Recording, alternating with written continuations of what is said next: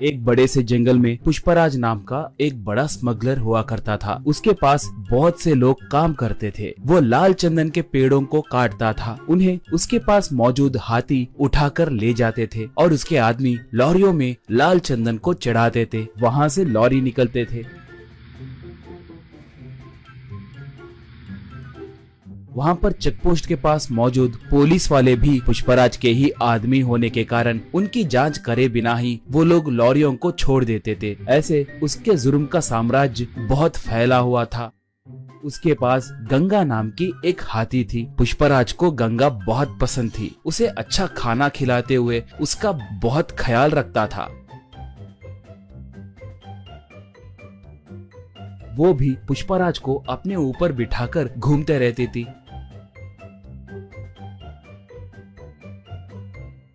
पुष्पराज आसपास के गांव में भी बहुत दान करता था।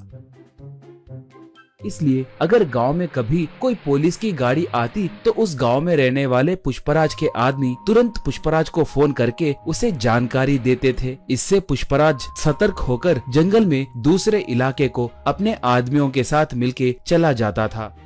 पुलिस वाले आकर वहां पर देखे तो उन्हें कोई नहीं दिखते थे। इससे वो लोग सर पकड़ लेते थे।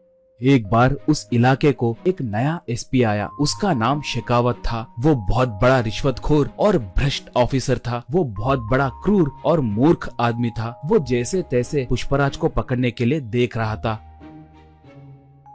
एक बार गलती से गंगा एक घाटी में गिर गई, मगर वो पूरी तरह से घाटी में गिरे बिना नीचे एक बड़े से पत्थर के बीच में फंस गई थी। वो हाथी उसे बचाने के लिए चिंगाड़ने लगी।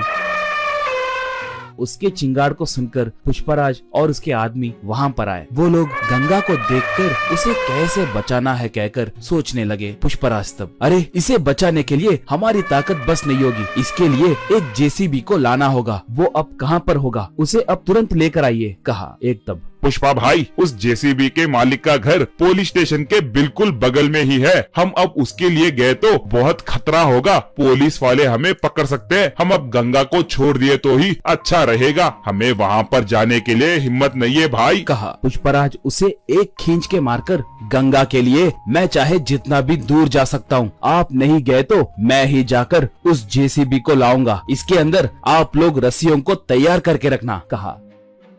ऐसे वो बाइक को लेकर गांव में आया। उस जेसीबी वाले से पूछकर जेसीबी को लेकर निकला।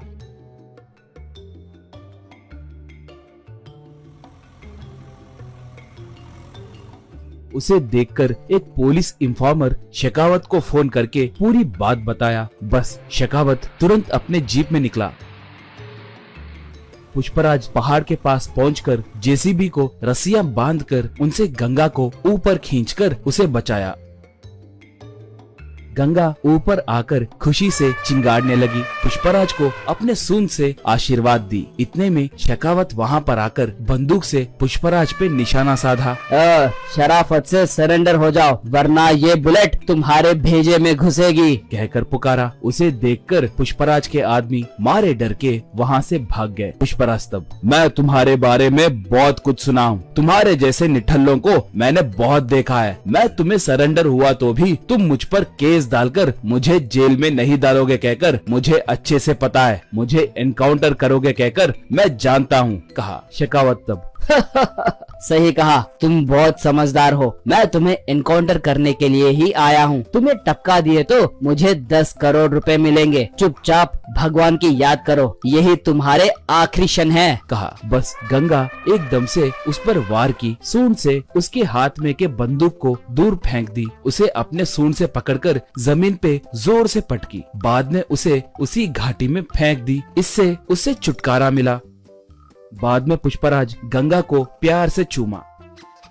उसके ऊपर बैठकर जंगल की ओर निकला पुष्पराज। दोस्तों, आपको ये कहानी पसंद आई तो दया करके हमारे चैनल को सब्सक्राइब कीजिए। उसके साथ साथ वीडियो को लाइक मार के आपके दोस्तों को शेयर भी कीजिए। पुष्पा 2 के लिए कौन कौन इंतजार कर रहा है हमें कमेंट में बताइए। धन्यवाद।